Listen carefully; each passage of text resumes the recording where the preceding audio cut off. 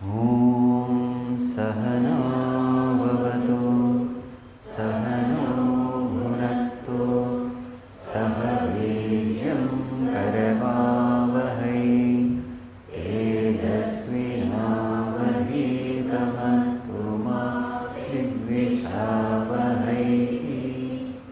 Om Shanti Shanti Shanti.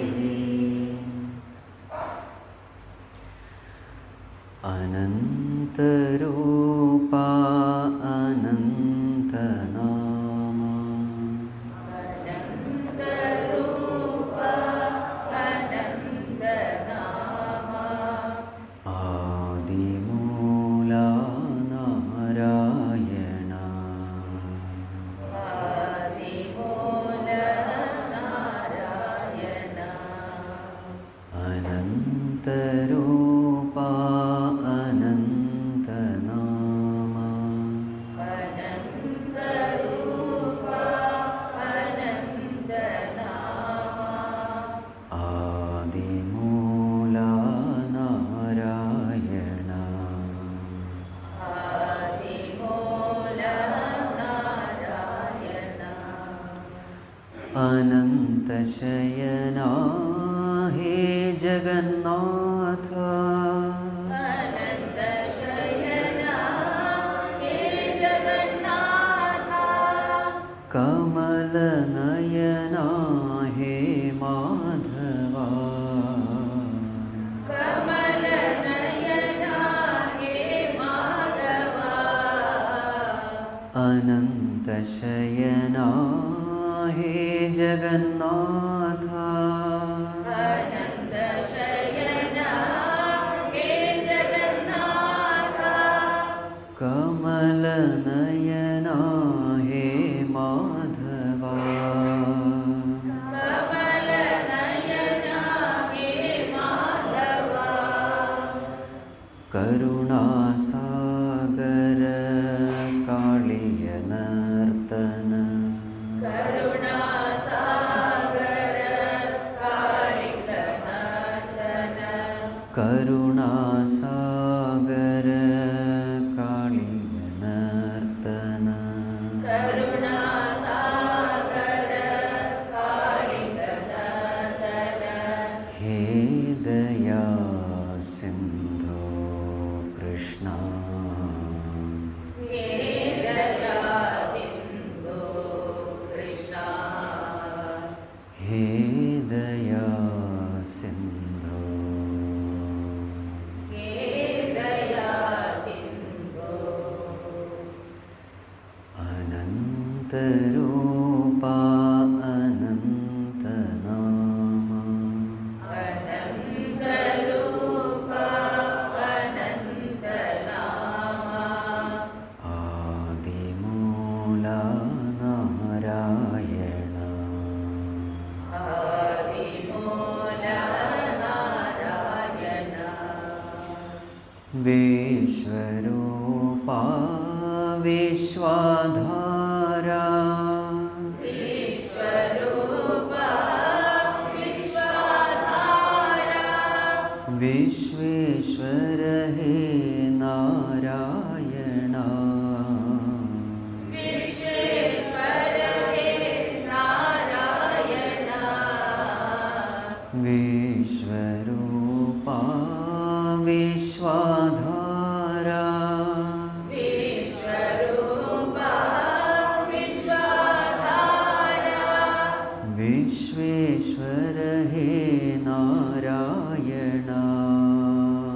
Vishveshwara he Narayana.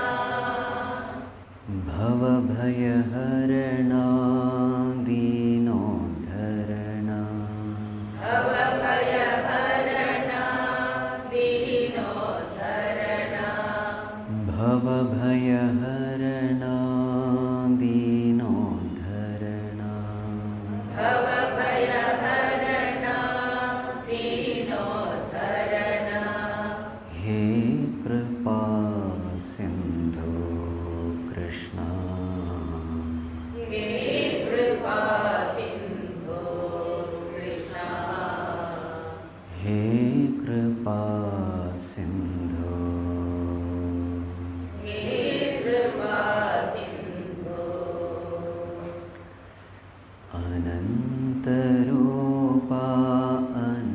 अनन्तनामा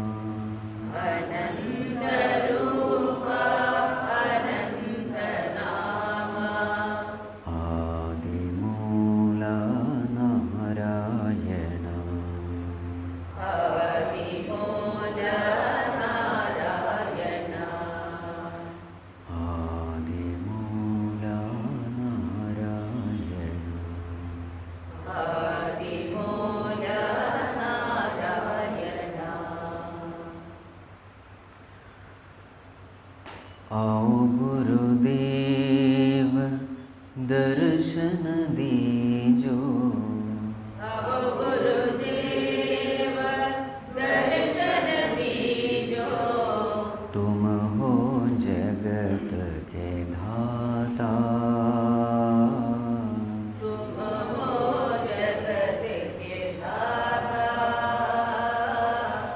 तुम हो जगत के धाता तुम हो जगत के दाता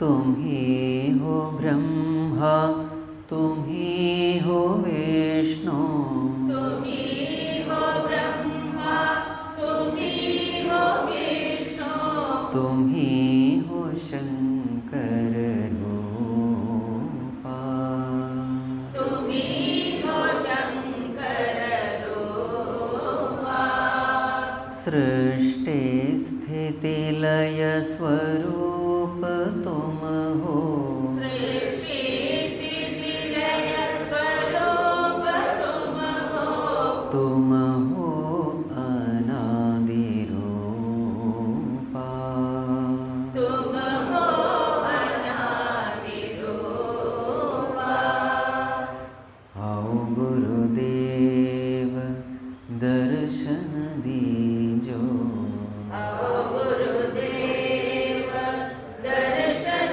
दीजो तुम हो जगत के धाता तुम हो जगत के दाता तुम हो जगत के धाता तुम हो जगत के दाता अनाथ नाथ दीन बंधो अनाथ नाथ दीन बंधु तुम हो आनंद रूपा तुम हो आनंद रूपा अज्ञान नाशक शरण संरक्षक अज्ञान नाशक शरण संरक्षक आत्मज्ञान प्रदाता आत्मज्ञान प्रदाता आओ गुरुदेव दर्शन दीजो अब गुरुदेव दर्शन दीजो तुम हो जगत के धाता तुम हो जगत के दाता तुम हो जगत के धाता तुम हो जगत के दाता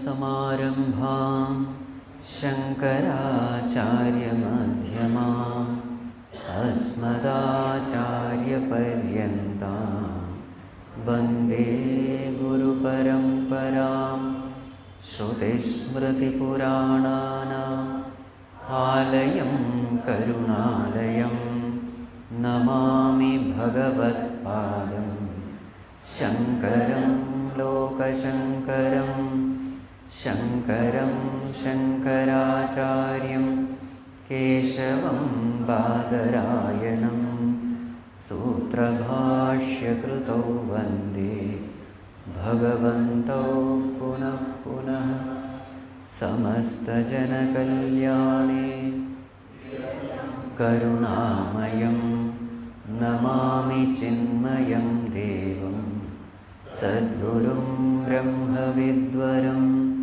सद्गुरुं ब्रह्मविद्वरम् अनन्तसंसारसमुद्रतार नौकायिताभ्यां गुरुभक्तिदाभ्यां वैराग्यसाम्राज्यपूजनाभ्यां नमो नमः श्री गुरुपादुकाभ्यां नमो नमः Shri गुरुपादुकाभ्यां। Humble prostrations to the Pādukās of the teacher. Why? Because by the grace and blessings of these Pādukās, a person is attracted towards the teacher, he is inspired by the teacher, he becomes filled with virtues, the noble virtues of the teacher, and thus he becomes liberated from the infinite cycle of birth and death. But now the author says, these Pādukās, they are like our mother. Mother loves all children equally. There may be a small baby, there may be a grown-up one. The grown-up one doesn't need much of support of mother, but this little baby needs mother.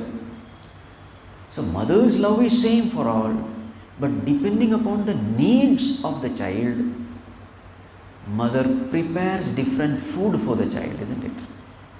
A newborn baby is not able to digest food, so mother's milk is given. Little grown-up one, he can't digest hard food, so simple food is given. The grown-up one, he is able to digest all kinds of food. So depending upon the digestive capacities, mother prepares different food. In the same way, these Pādukās also, they bless the devotees according to their needs, according to their evolution. So everyone may not be in a state to desire moksha, liberation, etc. There are very few, very rare few who have this desire for liberation. But most of them are at the beginning stages.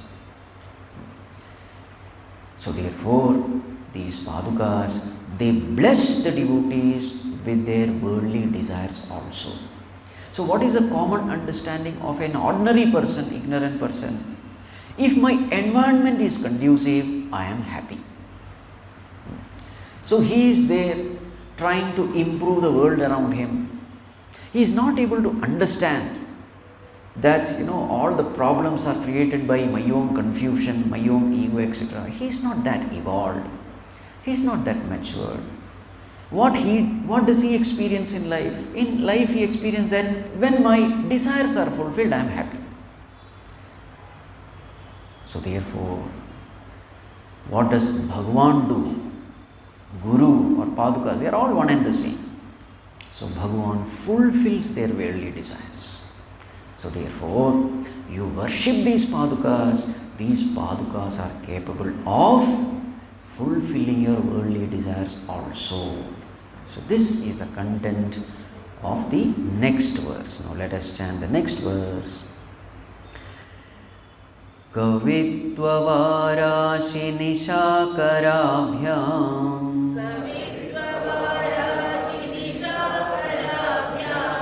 Daurbhāgyadāvāṁ budamālikābhyāṁ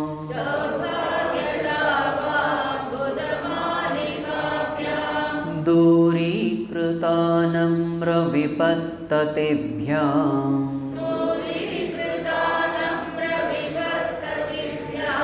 Namo Namah Shri Gurupādukābhyāṁ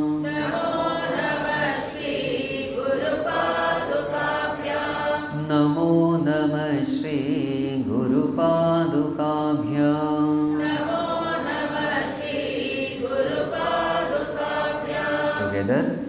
Kavitva-vārashi nishākarābhyām daurvāgyadāvām gunamalika-bhyām दूरीकृतानं vipattatebhyām नमो नमः श्री गुरुपादुकाभ्यां नमो नमः Shri गुरुपादुकाभ्यां Namo Namah Shri Gurupādukābhyām.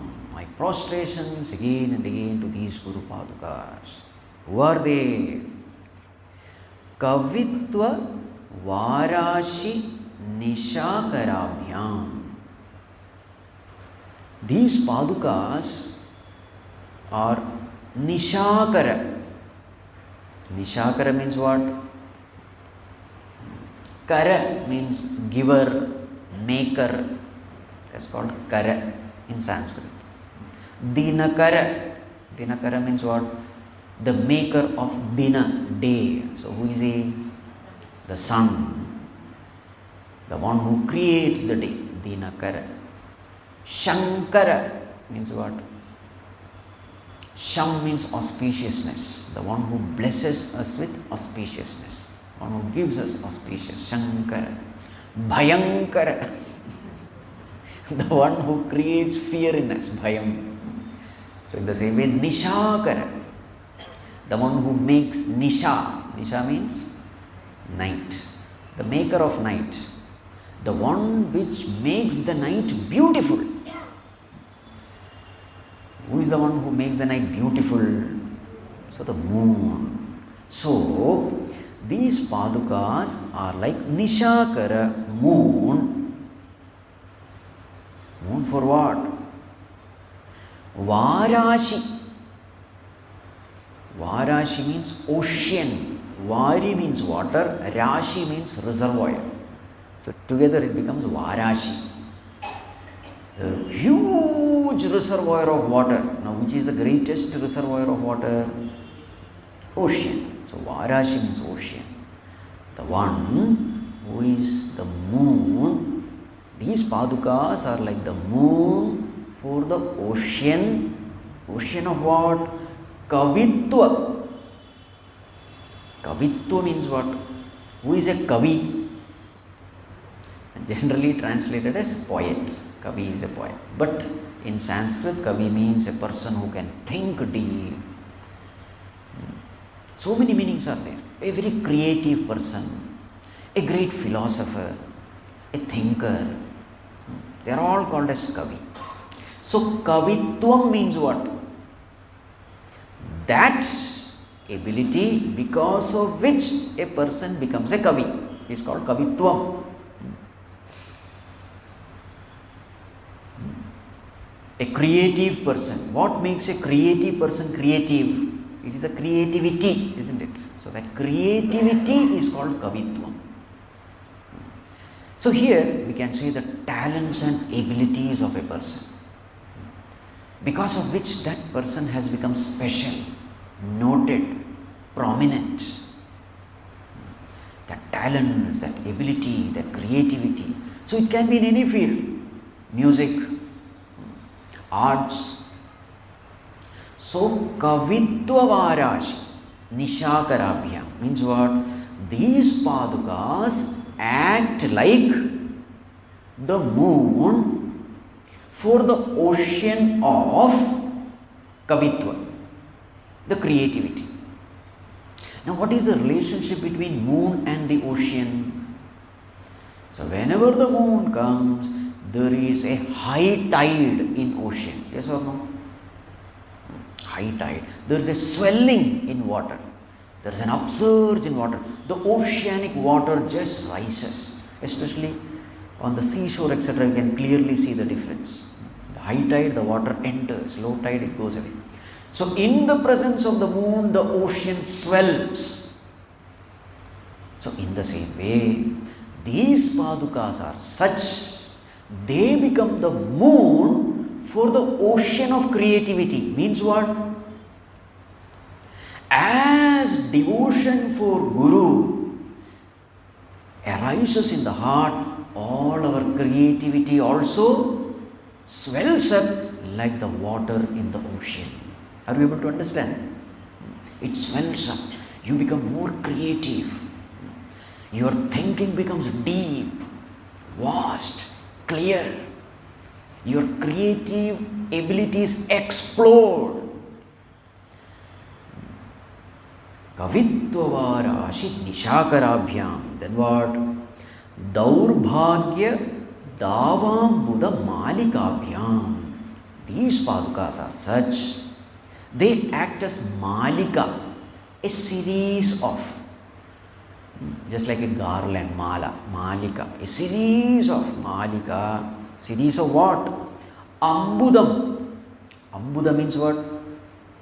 The means giver.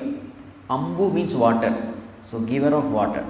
So what is Ambuda? Ambudam. So here giver of water can be so many. See, tap is also Ambuda only. No, we are not talking of tap. We are talking of the clouds. The one who gives water everywhere. So the rain bearing clouds, not that white cloud also. It just floats around, gives nothing. Not that. Ambuda, it should give water. The rainy clouds, the dark black clouds, which are now present everywhere. Ambuda.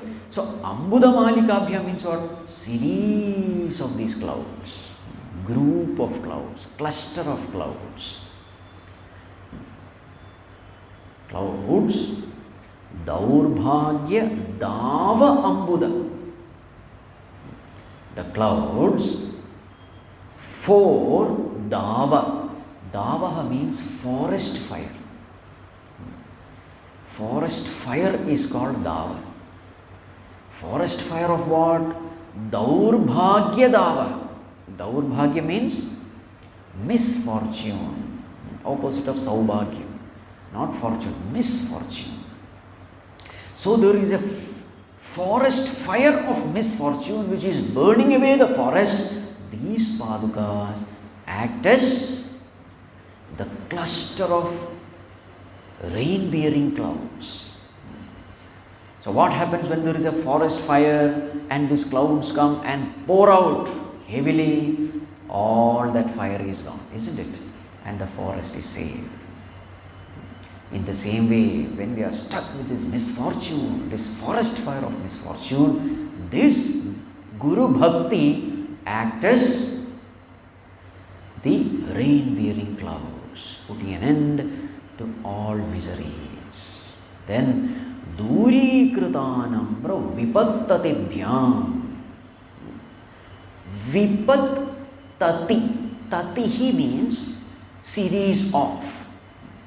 Series of vipat. That is called vipattati. Tati means what? Series of. Vipat means calamities. Anamraha. Those who have bowed down to the teacher. Namrata means what? Humility. Anamra, who has bowed down to these Pādukās, to the teacher. Anamra. Durikrita. It will just dispel. So, for those people who have bowed down to the teacher, what do these Pādukās do? They dispel the series of calamities coming to them in their life. Durikritanamra vipattatibhyam namo namah Shri Gurupādukābhyam. Now these are all the worldly, worldly desires fulfilled, worldly calamities taken away. So therefore, whatever be your problem in life, this devotion towards Gurupādukās can solve it. This is the essence. So the first quarter says, Kavitvavarashi nishakarabhyam. This Guru Bhakti acts as the moon for the ocean of creativity. So, a person who can have this kind of devotion, his creativity, his abilities, his talents, his thinking capacities, everything explodes. swells, there's an upsurge, there's an increase. That much power is Guru's blessings, Guru's grace. Now we have the story of Ekalavya, you see. The story of Ekalavya is amazing. He was a person who was rejected by his teacher, isn't it? But his devotion continued. The teacher has rejected him, but he said, no. Dronacharya said, I am not going to accept you as my student. Go away. But what did he do? He made a murti of the teacher, and every day he would worship that murti, assuming that this is teacher only, with all humility, and then he would start practicing. And a time comes when he becomes a greater archer than even the pet shishya of Dronacharya, Arjuna, isn't it? This story is amazing because it makes clear a great philosophical truth. Your Guru may have so many defects, doesn't matter. Your Guru may not even love you, doesn't matter. Your Guru may not even be an enlightened man, doesn't matter. But do you have that pure, untainted faith for that? What is that? Untainted devotion, that pure attitude towards the teacher, then you will be protected. This is the point. So what is the most important thing? The most important thing is how much of noble emotions you can generate towards your teacher. It doesn't matter whether that teacher knows you or not. That also doesn't matter. He may not even know you. You see? So everything depends on what? Everything depends on our attitude. To what extent you can bring out these noble emotions of devotion, to that extent you will be blessed. Right? So everything depends on us now. Now you cannot say, no, Guru has not blessed, that's why I am like this. Guru's blessings will depend upon your attitude, your sincerity, your purity. Beautiful story that is. So this attitude which you have towards these Pādukās, this attitude of devotion will act as the moon. And then the ocean has no choice, it has to surge. It has no choice. The creativity will come. Now very interestingly in this example, if you see, millions and millions of gallons of water enter into the ocean, but the ocean level never changes. The level of the ocean doesn't change because the river water is coming. But the level of the ocean changes by something unseen, and that is the attraction of the moon towards this ocean. It is unseen, you can't see it. Oceanic, the river water entering, that you can see, but there is no effect. But this attraction of the moon towards this ocean, this is not something seen. In fact, logically you can't explain also. Superficially if you see, why is the water rising? You can't see, you can't explain it. So this example is so beautiful. When Guru's blessing descends upon you, all your creativity explodes. In this regard, there is a beautiful story. The story of Āchārya. I am sure you all must be knowing this story. Shankaracharya had 4 shishyas. Do you remember their name? Mainly, prominent shishyas. Number 1, Sureshwaracharya. Number 2, Padmapadacharya. Number 3, Hastamalakacharya. And number 4, Āchārya. Now, among these 4 disciples, Sureshwaracharya was extremely scholarly person, elderly person also. He was earlier Mandana Mishra, who did a debate with Shankaracharya. So that much knowledgeable person he was. And after this debate he was lost, and then he became the Shishya of Shankaracharya. Highly scholarly person. He is the one who has written very many commentaries upon Bhagavan Shankaracharya's commentary. And his famous text is Naishkarmya Siddhi, which Bhagavan himself has glorified. Highly scholarly person. Padmaj Padacharya also, great scholarly person. He has written a commentary on Brahma Sutra Bhashya of Bhagavan Shankaracharya. Highly scholarly person. Hastamalakacharya, oh, his name itself is Hastamalaka. Bhagavan Shankaracharya gave this name. Hasta Amalaka means what? You know the gooseberry, amla. For Hastamalaka, the knowledge, the wisdom, he was seeing the reality as clearly, as near, as though you are looking at this fruit on your palm. It was so clear. He was in full abidance in that reality. So therefore Bhagavan Shankaracharya named him Hastamalaka. So if you see all these three people, they were great. Highly scholarly, steeped in wisdom and this and that. But this person, Totakacharya, his earlier name was Giri. Okay. His name was Giri. He was, a dull, unintelligent person. He was not too much studious. He also used to attend classes, but he never, used to understand. That's what others believed, that he could never understand this high philosophical, logical discussions, etc. He was dull. But there was one thing in him. He used to serve Bhagavan Shankaracharya, giving food, taking care of all the physical needs, massaging his feet, keeping his room clean, washing his clothes, taking care of all those. He was more into that, service oriented. He was not too much into scriptures and logical discussion, etc. No.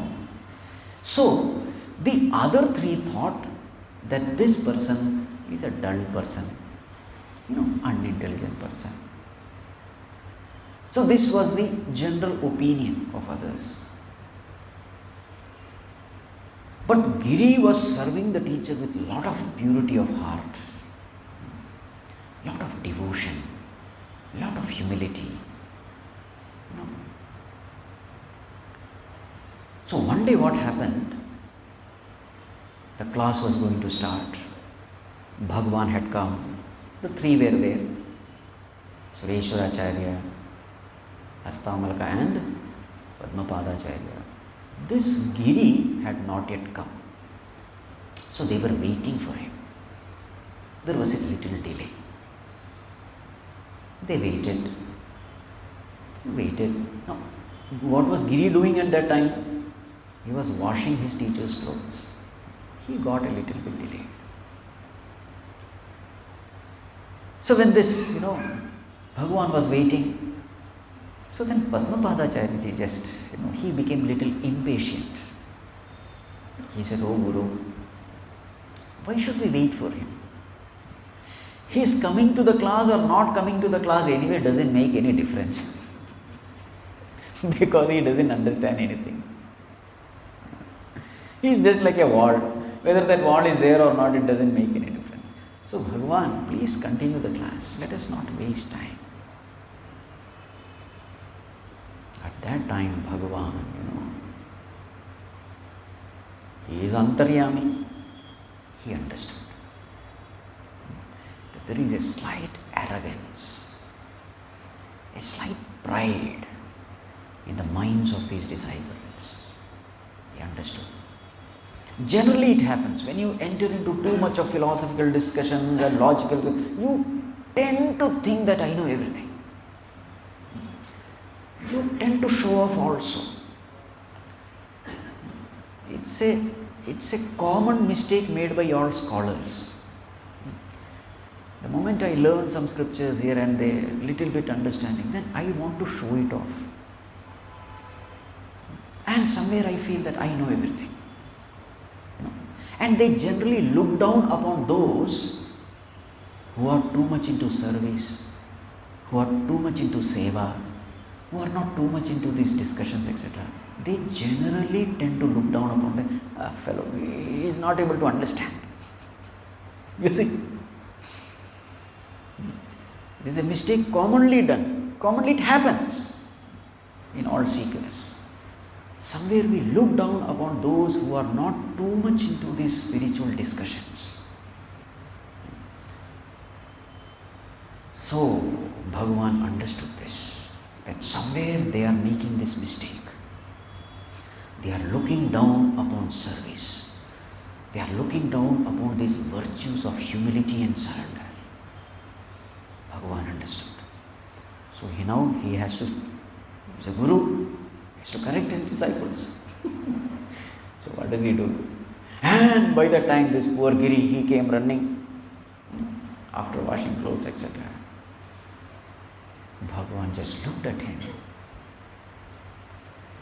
and said, Giri, start. And then what came out? Vedita shastra sudha jaladhe mahitopanishad katitarthanidhe hridaye kalaye vimalam charanam bhavashankaradeshika nisharanam bhavashankaradeshika nisharanam. That Shishya, there was an explosion, extamper. Poetry came out of him. In which meter? One of the most difficult meter. It is called as Totaka meter. Vedita shastra sudha jalade. O teacher, O Lord, you are an ocean of this nectarian knowledge of the scriptures. Mahitopanishad kathita arthanidhe. O teacher, who is an embodiment of everything that is mentioned in these great Upanishads. Hridaye kalaye vimalam charanam. I meditate upon that lotus feet of yours. Bhavashankaradeshika nesharanam. May you be my refuge. It was an extample, it was not something prepared. Right there in front of all, everyone was amazed. Here is a man who is singing with full of devotion. Extample in one of the most difficult meters. Everybody was stunned. Everybody was humbled. From then onwards, they did not call him Giri. They called him Āchārya. Āchārya Padavi was given to him. Āchārya is not somebody who has learned a lot of scriptures, no. A person who has these virtues, surrender, humility, service, egolessness, is one with him.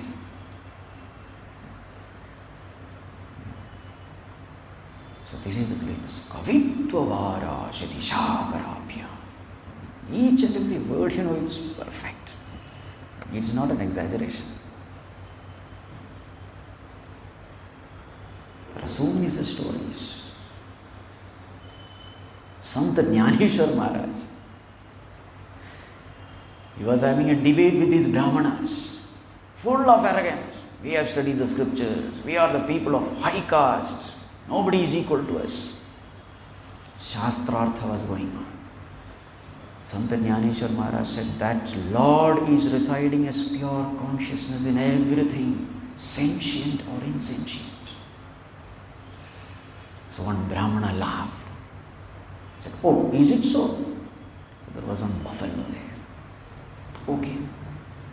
Then you mean to say the way we chant Vedas, this buffalo also can chant? Santanyaneshwar said, yes, it's possible. Lord is there, possibility is there. Santanyaneshwar just blessed that buffalo. Oh dear one, chant. And buffalo started chanting Veda mantras. They were stunned. Buffalo chanting Veda mantras. You see, Srimad Bhagavatam starts with this kind of miracle. Janmadhyasya yatonvayaditaratah chatheshvabhinyasvara tene brahma hridaya adikavaye muhyanti yatsuraya tene brahma hrida adikavaye. So Brahmaji was given this responsibility of creation. So what did Bhagavan do? Hrida, just by a mere sankalpa, he gave the entire Vedic knowledge to Brahmaji. Just by mere sankalpa. You see, when the mind is prepared, when the mind is prepared, everything comes to it. And what is the preparation of mind? Surrender, purity, devotion, egolessness. That mind becomes a fit instrument to gain the highest knowledge. So Brahmaji had prepared that mind, thousands of years of tapas. Mind was so well prepared, Bhagavan just by a sankalpa gave the entire Vedic knowledge. Why? Because Brahmaji needed this knowledge for the creation. Just gave it in a matter of seconds. Rather, matter of a moment. Why seconds? Right. So now, this particular aspect, how can we apply in our life? Because these examples appear to be too huge for us, We don't have that much of purity. Now see, this kavitvam. All of us, we have so many abilities, isn't it? In fact, even the ability to see, ability to hear, ability to think, touch, smell, taste, etc. If you see these abilities, you will be amazed. We don't have the ability at all. This ability is given to us. If you think, how are you thinking? I don't know. I am speaking. I don't know how I am speaking. Vocal cord is functioning. I don't know what is happening there. I just will it and it happens. There is a sankalpa and it is happening. I am focusing my eyes. How I am doing, I don't know. I just have a sankalpa, it is happening. Hands are moving, I don't know. You see? So really speaking, every ability that we have, it is not ours. All these abilities are given to us. Start from here. And it's a fact, even the most logical person, rational person will have to accept this. How this body is functioning, how I am functioning in this world, I don't know. How the body is, getting energized through the food, I don't know. Everything is given to me, nothing is mine. So then what happens when we become aware of this reality of life? Now this is where we have to start. Spirituality starts from here. One thing is for sure, again and again meditate upon this. You will have to become humble. You will become humble. Because the ego is nourished by this manure called this is mine, this ability is mine. That is how the ego is nourished. But every time you come to this reality of life, stick to this reality again and again, make it a habit to pay attention to the realities of life. Anything is a habit. Our entire personality is nothing but a bundle of habits. So pay attention to this reality, make it a habit to pay attention to this reality. Now what is the habit? The habit is all these abilities are mine. I am the one who is the possessor of these. This has become a habit, and that is how the ego is there, very strongly rooted there. How to puncture the ego? Create a different habit. And what is that habit? I am a nobody. The 4 Maha mantras of life. I am nothing, I have nothing, I know nothing, I can do nothing. Start from here. And to come to this reality, you don't have to study big scriptures and all, not necessary. Just pay attention. This can be a beautiful meditation. You sit, just observe the heart is beating. How it is beating? Ask your intellect. Intellect says, I don't know. Ask your ego, are you doing it? Ego says, no, I am not the one. Ego is punctured. The thoughts are flowing. How is it flowing? Ask this question. Your answer is, I don't know. Digestion is happening. How? No, this can be a beautiful meditation. And you will find that after this meditation, your mind attains great peace. Why? You have punctured the ego. All disturbances belong to the ego, and you have killed the ego. So what should happen to the disturbances? It has to die. So if you find higher meditation difficult, do this simple meditation. And come to this reality. Again and again affirm. I am nothing. I know nothing.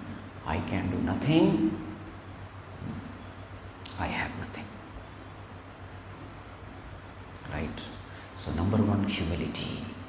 Number 2, gratitude. Along with humility, something else comes, and that is gratitude. I understand that I am nothing, but in the society, I am something. Isn't it? I have something. I can do something. But then from where has it come from? These abilities. Then you have no other answer. It has come from Bhagavan alone.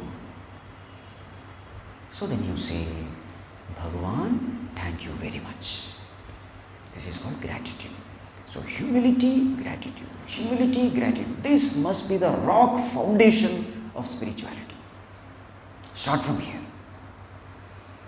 If you don't start from here, there is all the chance you read some scriptures and you become really arrogant, you are proud. You are not even aware that you are proud. This is the greatness of this pride, You are not aware.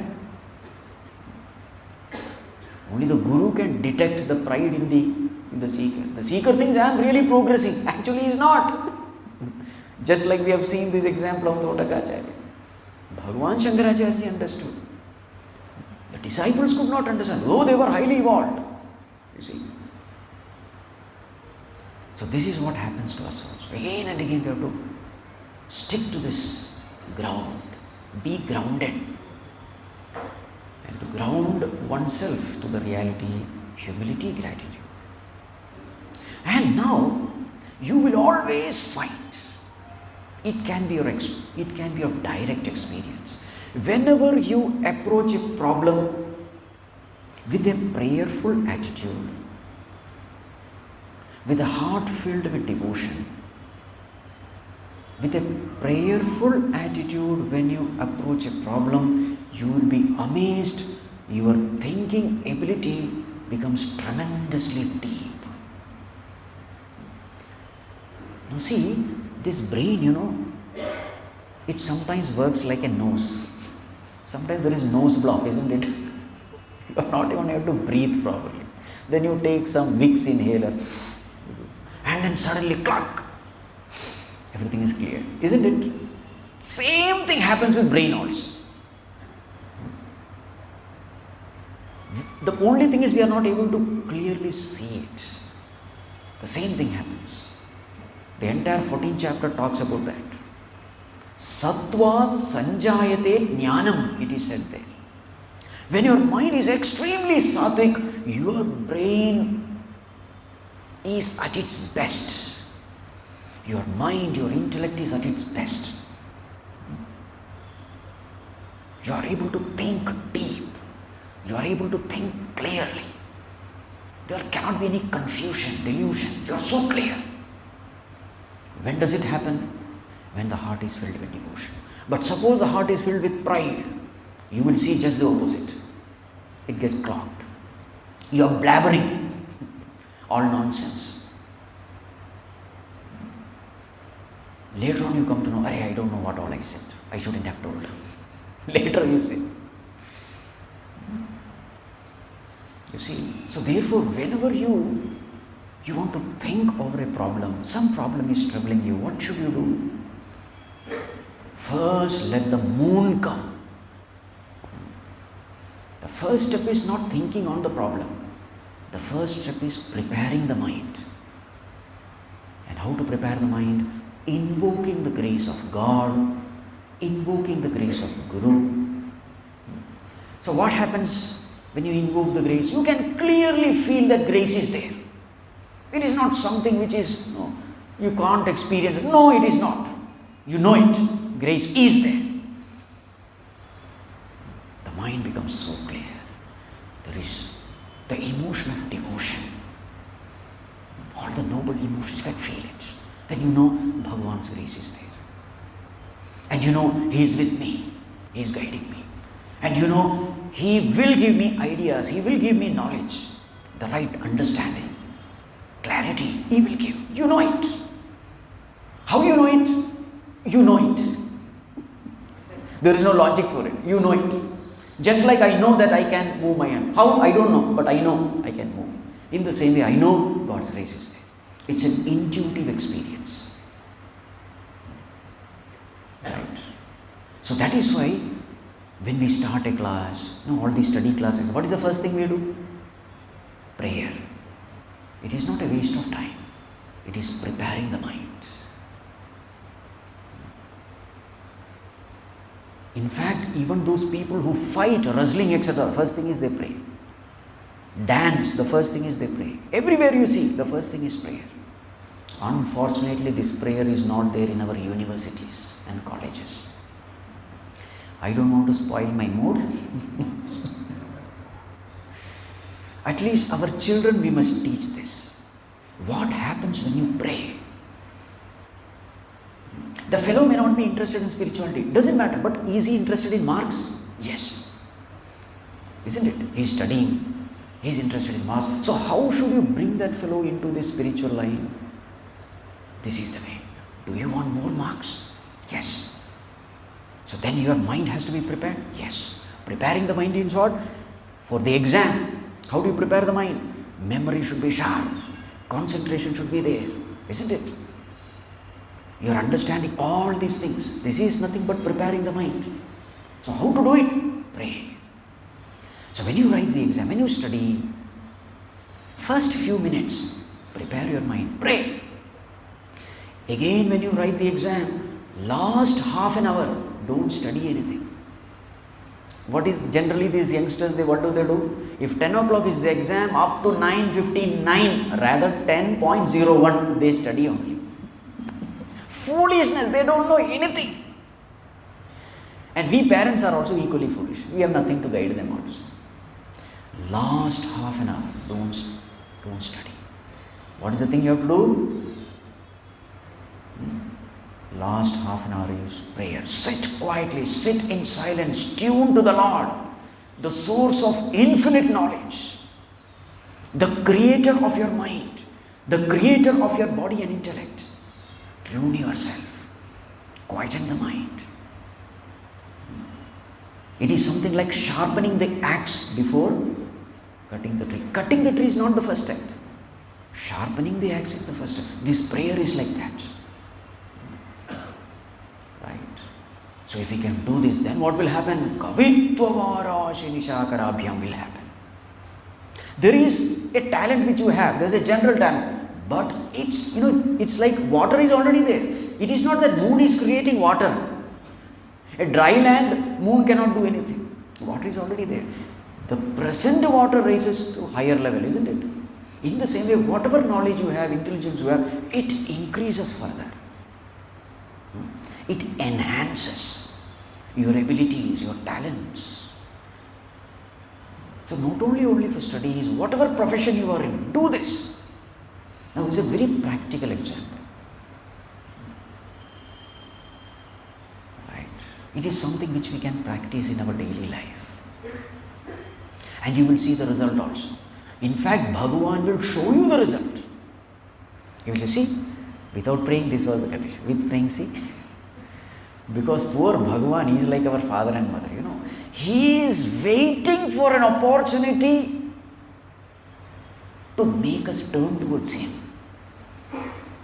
With infinite concern, He is waiting. My child, when are you going to look towards me? So the moment we, even one glance, he turned towards Him. He is waiting to grab that glance. So this fellow is praying for marks. He will give you good marks. So that next time again he will pray. You see, last time I prayed, the result was good, so I should pray again. This is how he creates desire. See, this is how slowly he attracts us towards Him, by fulfilling the desires. I told you he is like a mother. For a small child, different food is given. So in the same way, a fellow who has just started spirituality, what will he do? He will fulfill all his desires. You understand? This is the expression of love and concern. You can't even imagine how much concern He has for us. And we foolish people, what do we say? Bhagavan, why have you put me into this world to suffer? It was your choice. You did not choose God, therefore you did not get God. You chose the world, therefore you got the world. Why are you blaming God? Right? Choose God and you will get God, and all your problems are solved. So these are the initial stages. Why should you choose God? So in the beginning, He will fulfill all your worldly desires. So how should we train our children? First tell him, see, if you pray, your marks will be good. You will be efficient in your performance. Your talents, ability, etc. will grow. This is how you should inspire. Not by telling that you will be liberated. Don't give self-knowledge to a person who is not hungry for self-knowledge. The first step is create hunger, then give food. Don't try to feed a person who has no hunger. This is what we try to do. Oh, the highest knowledge. My son should get it. So expose him to this all Vedantic jnana. The fellow says, Arey yaar. He not only hates God, he will hate you also. You are trying to force a person who has no hunger. Eat, eat, eat. The fellow will run away. So what you have to do? Whatever hunger he is showing, that food you have to give. Now he is showing a hunger for marks. Okay, there is a way. This is the way. Slowly, slowly what happens? Again and again, when you see that your desire is getting fulfilled through God, through prayer, you will become addicted to prayer. This is how Bhagavan creates addiction. A time comes when you know that without God I am nothing. If He blesses only, then I can do something, otherwise I am a nobody. He will make you, feel. Then after that you will not leave God. You can't. Right? Kavittvavara Shankaracharya. Have you heard of Srinivasa Ramanujan? One of the greatest mathematicians. He was born in 1887 or something. Just 32 years he lived. But the theorems which he wrote, even today people are doing research because they have not understood what is written. The highest. So naturally he was asked, how did you write this? He said, I don't know. I worship my goddess, some Mahalakshmi or somebody. I am a great devotee of Mahalakshmi, and all this knowledge is just, it just comes. How it comes, I don't know. And he says, a mathematical equation is useless for me unless it has come from God. See, for him every mathematical equation was a manifestation of God. Just 32 years, and the great mathematician of his time, he says, this is ultimate, this is unimaginable. It is humanly impossible to write all these theorems.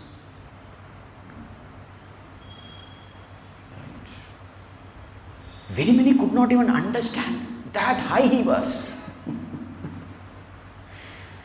Even now the research is going on because they have not understood what he has written. Srinivasa Ramanujan.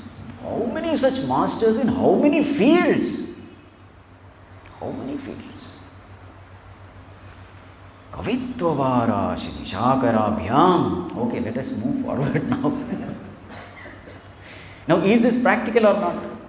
Very practical, isn't it? Pray and you will excel in your field.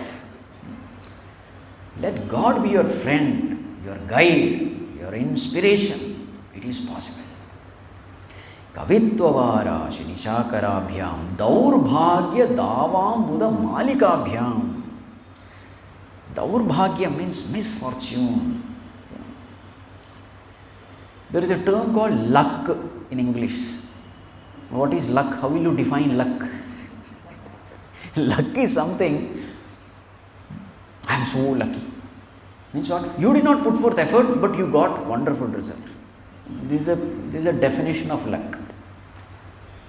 But there is no such term in Sanskrit, equivalent term for luck, because we don't believe in luck. Cause is not there, effect is there. That's what luck, isn't it? Impossible. Impossible. So that's why we use the term prarabdha. Many people they translate luck into bhagyam, etc. Even bhagyam, what it means is, I am getting the result, but I don't know why I am getting the result. I don't know why I am getting this good result. That is called as bhagyam. But I don't say that there is no cause but effect. No. I am not seeing it. This is called as bhagya. So saubhagya is there, durbhagya is there. So whatever bad karmas I have done in the past, that bad karmas only come as daurbhagya, misfortune.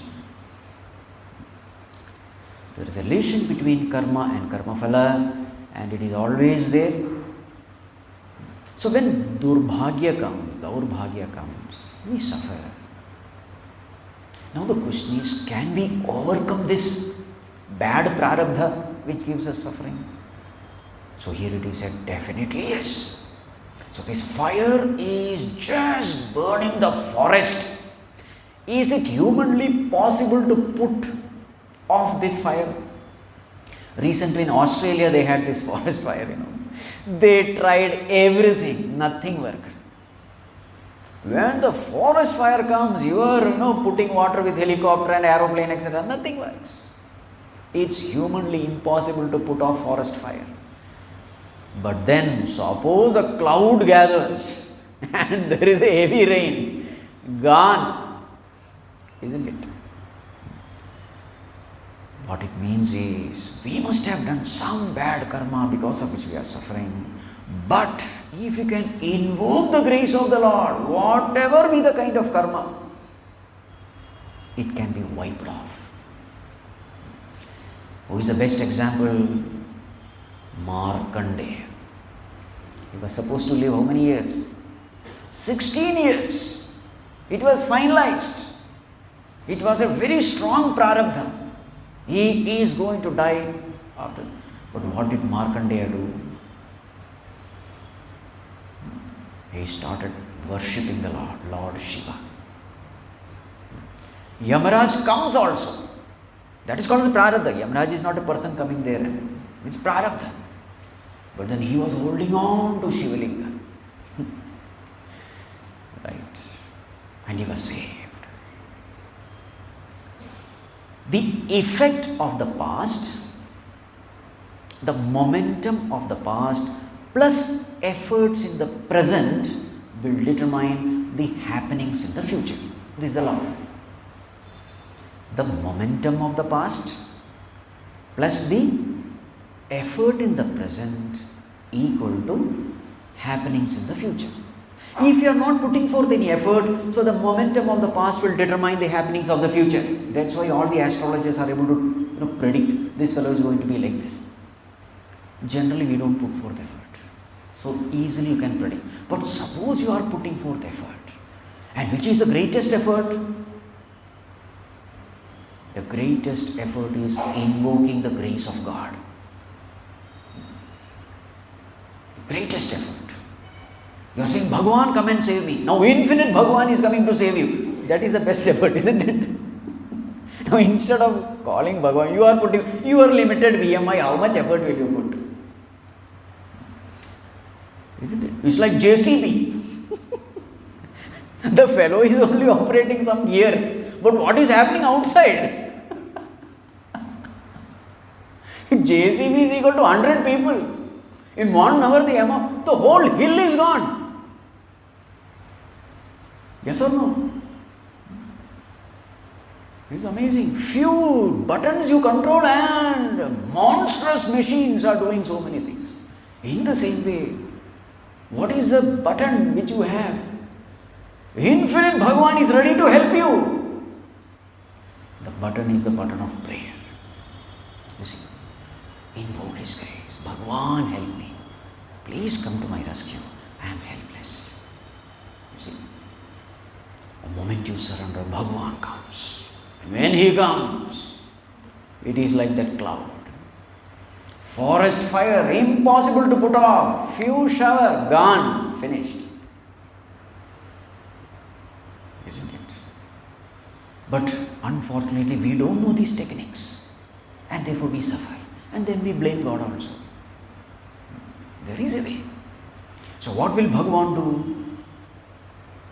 When you invoke His grace, either He will give you the strength to face the problem, or He will make the problem small, or He will completely efface the problem. This is what He does. Choice is His. But you will have your peace of mind and you will overcome the problem also. Kartum, akartum, anyathākartum shakyate Bhagavan. Can do something, He can do something else, He need not do, all freedom is there. So when that Bhagavan is with you, anything is possible. Duri kritanamra vipattatibhyam. Again, the message is the same. Tati, series of vipat, calamities. Duri krita, He will take it away. But for whom? Not for all. Anamra, that's very important term. That's very important term. Those who bow down to Him, those who pray to Him, those who request His assistance in solving the problem, only for them. That's why in Bhagavad Gita, everywhere you see this condition. Surrender to me, I will take care of you. Ananyās chintayanto mam ye jana paryupasate tesham. For them. What is the condition? You are doing ananya chinta. You have surrendered unto me. Tesha. Nityabhyuktanam yogakshemam vahamyam. I will take care of your yoga. That is my responsibility now. You have surrendered to me. It's my responsibility to take care of you now. Whatever you need, I will give you. But what is the first thing? Surrender. Who has to do it? Can God make us surrender? God is helpless in this regard. Surrender has to come from you only. Ball is in our court now. You can't blame God. So these examples are given. Sunlight is there. The sun is illuminating the entire world, but your room is dark. Who is responsible for my room's darkness? I am responsible. I have closed all the doors and windows, etc. Now I am sitting inside and then blaming sun. Cruel sun. He is not giving me any light. Poor son, as Puja Gurudev used to say, he is waiting outside. All the way coming from, what is the distance? The distance of earth from the sun. I think it is some 15 crore kilometers. So all the way the light has come and it is waiting. At the doorsteps, the window panes, it is waiting there to enter. What are we supposed to do? You don't have to create a sun. You don't have to create light. You have to just open the window and the light is there. Isn't it?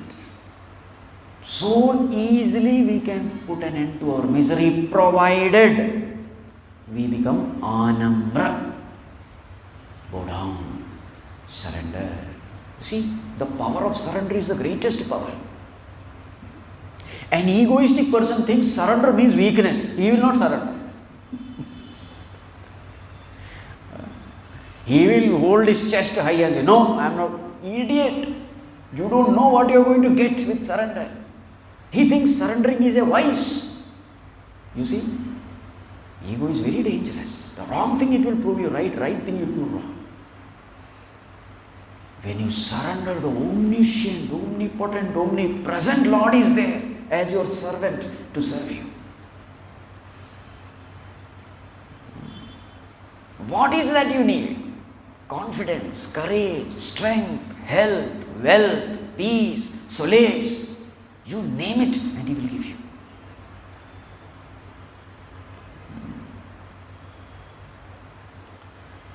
I am sure you must have heard of this lady, Sindhu Tai Sapkal. Have you heard? She is called the mother of orphans.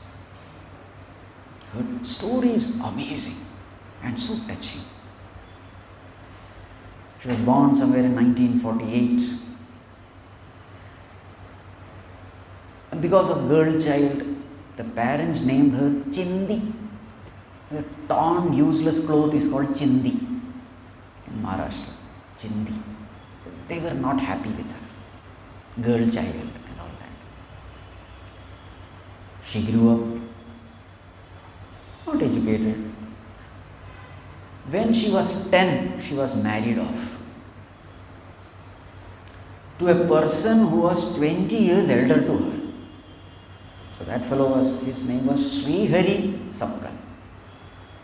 30 years. Very cruel fellow. Very uncultured fellow. This Amma was married at the age of 10. By the age of 20, she had 3 children and she was pregnant also. Just imagine. And this fellow never wanted her to go. Sindhu wanted to study. She had great desire to go to school. I think 4th standard or something she studied, and then it was stopped.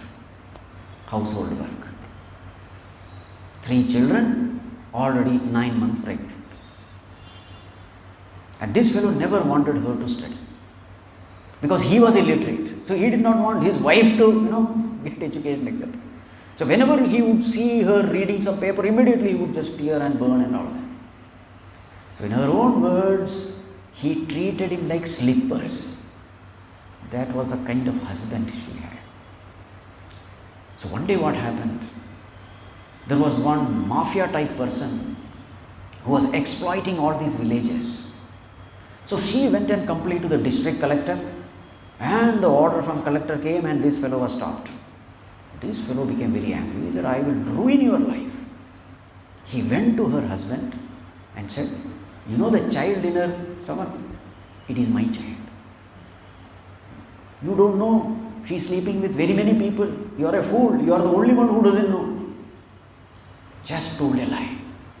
And naturally that husband, he was already a wicked fellow. When she came, he started kicking her on that stomach so that the child will die. And she will also die. Kicked her left and right, and finally she fell down unconscious. She was dragged and put into that, cow shed. And he left open all the cows. He thought this girl is dead. And now the police will come. So he needs some reason. So he left all the cattle free so that we can say that the cattle, they trampled her and she died. She was unconscious. Then after some time, all of them had gone. She came back to consciousness. And then she found that one huge mother cow was just standing on top of her, as though to protect her from all. She was having the delivery pain at that time. Delivery pain was there. At that time, this one mother, a huge cow, they just stood. That cow just stood upon her. Upon her means what? Spreading their legs so that she is safe. So that other bull, etc., they don't come in. So this cow was just standing there, protecting her. And finally the delivery happened. Nobody was there. The umbilical cord was there. She took some rock and cut it. She said 16 times I did. That also she was counting. Finally, the cord was cut. She took the child. And this cow was not moving. And then finally, she just embraced the cow with tears in her eyes.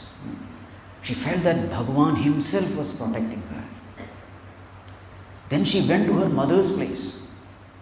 Mother said, I will not accept you. Go away. Once you are married, finished. She was sent away from there also. Her father was not there, only mother was there. Mother did not accept. Now who is there? She is 20 years. This newborn baby. Who is there to take care of her? She went to railway station. And there, she started going, compartment by compartment. Now she had some bhajans, At a young age, she had learned a lot of Marathi bhajans, abhangs, etc.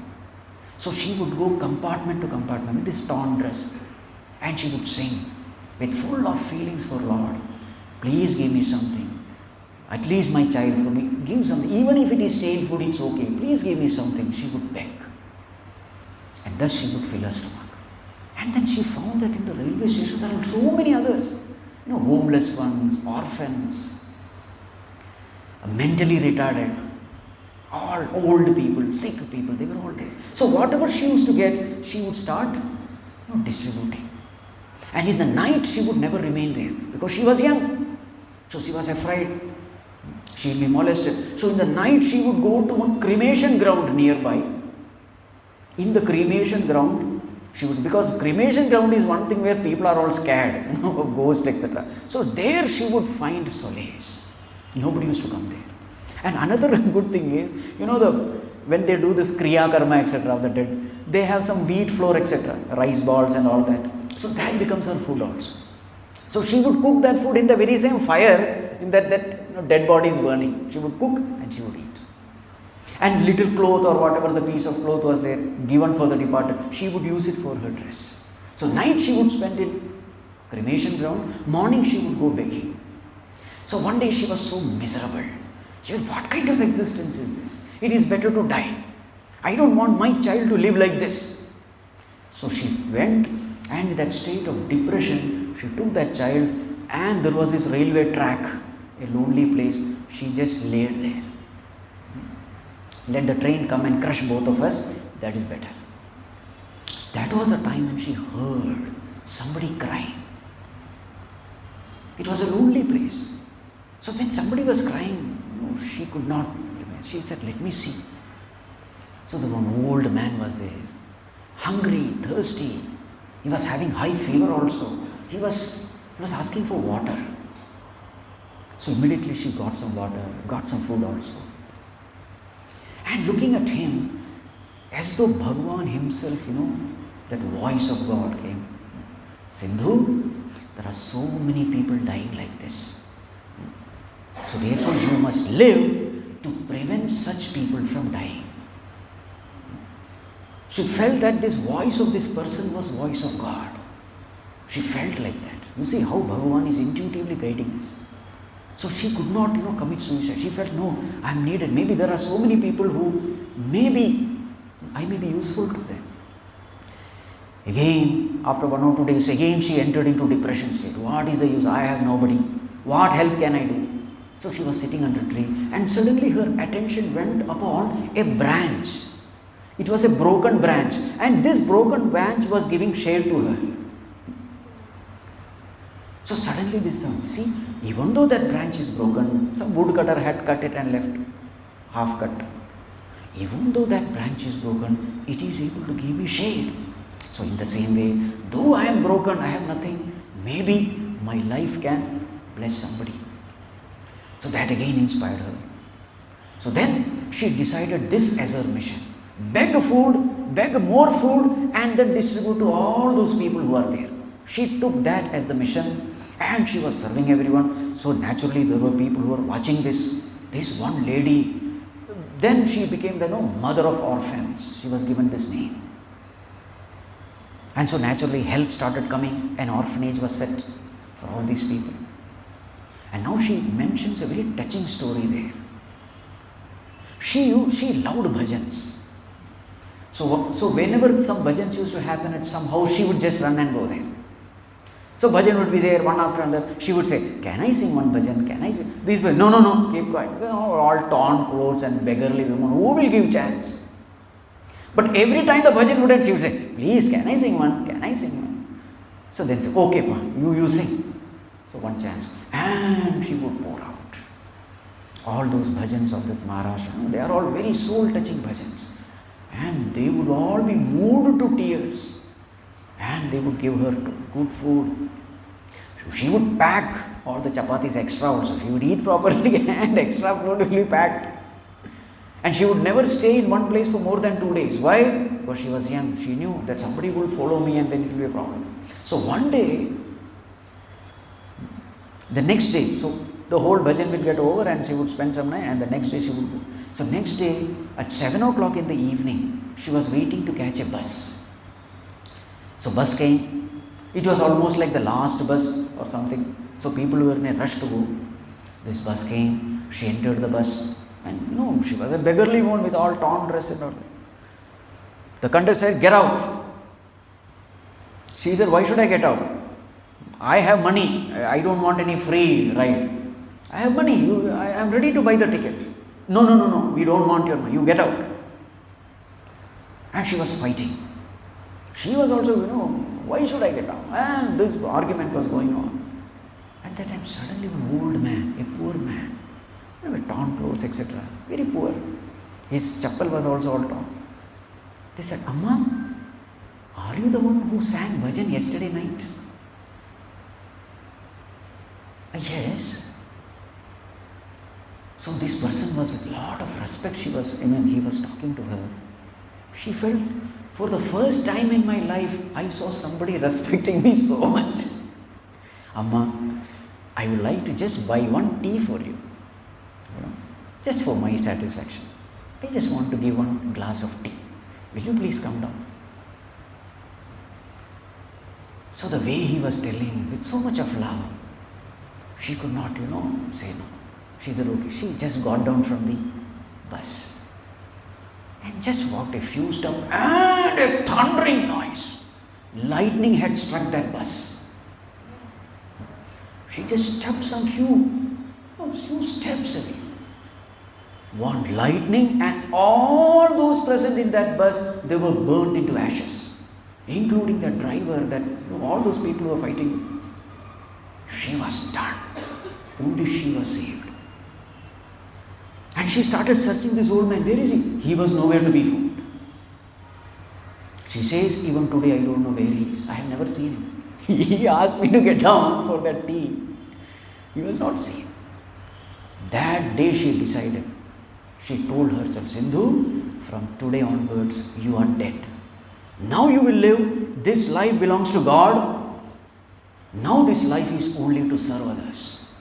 This life must be dedicated to serve the Lord. So therefore from now on, your life is only for service." Now she had this baby. She said, "No, I will not keep this baby with me, because if this girl is there with me, other children will not consider me as their mother. They will say, no, you are the mother of only that child. And she will also say, this is my mother. This is not your mother." This child will also say. So there will be a problem. So I cannot keep this child with me. So what she did, she handed over her own child to the nearby orphanage trust. And she made this point clear. See, this is the reason. They understood.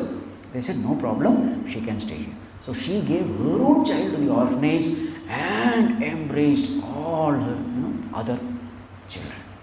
See the sacrifice. For a mother it is very difficult. She left her child, embraced everyone. She mothered around 1,500 children. She became famous. International and national, international awards started coming to her. Everywhere she was called. 750 awards she received. And very many children, these orphans, they became doctors, engineers, highly learned. This lady only learned to 4, but her children became. And recent 2021, she was awarded Padma Shri. She was awarded, and 2022 January, she left this worldly abode. Very, very peacefully, very happily. By then she had, made many other orphanages also. Her own children, these orphans, they said, Amma, we would like to serve you only. So very many orphanages were set up. And this way, the work is going on. Now see this. Daurbhagya dhavam udamalikabhyam durikritanam vivattatibhyam. Calamities become a blessing in disguise when we turn our attention to God. As far as she is concerned, all these calamities became a blessing in disguise. She used to say, I have made friends with the thorns in my life. There were a lot of thorns, but I made friendship. And today I know all these calamities, they were God-given only to help me evolve, to grow. I thank the Lord for all the calamities that were given to me. You see? So in this way, we can also live our life. Convert every calamity into an opportunity. That's what happens when we turn our attention to God. More of it we will see tomorrow. Kripa karo Hari Narayana. Kripa karo Hari Narayana. Daya karo he Jagavandana. Daya karo he Jagavandana. Kripa karo Hari Narayana. Kripa karo Hari Narayana. Bhavatita bhagya vidhata. Bhavatita bhagya vidhata. Deenanatha nath ke natha. Deenanatha anath ke natha. Kripa karo Hari Narayana. Kripa karo Hari Narayana. Mayatita jnana pradata. Mayatita jnana pradata. Deenanatha nath ke natha. Deenanatha anath ke natha. Kripa karo Hari Narayana. Kripa karo Hari Narayana. Daya karo he Jagavandana. Daya karo he Jagavandana. Kripa karo Hari Narayana. Kripa karo Hari Narayana. Hari Narayana. Hari Narayana. Om Sarve Bhavantu Sukhinah. Sarve santu niramayah. Sarve bhadrani pashyantu.